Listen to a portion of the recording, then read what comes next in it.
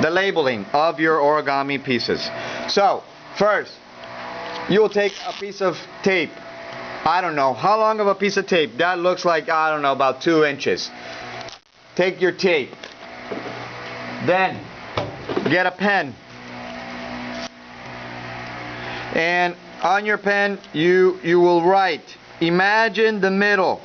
Here's the middle of your tape. If you can't imagine it, then draw it out.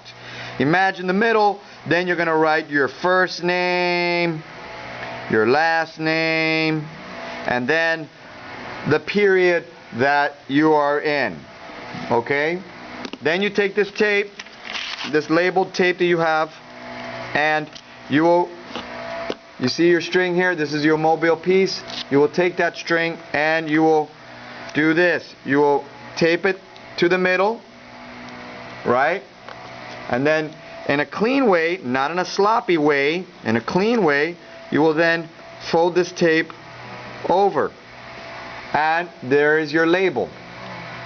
That's what I want you to do with all your pieces. Please be clean about it. Be clean about it. And if you really want to be fancy about it, you can then grab scissors and then cut it as a nice little triangle. And there you go. Now, can you do this first and then write your name? Yes, you can do that. That's up to you.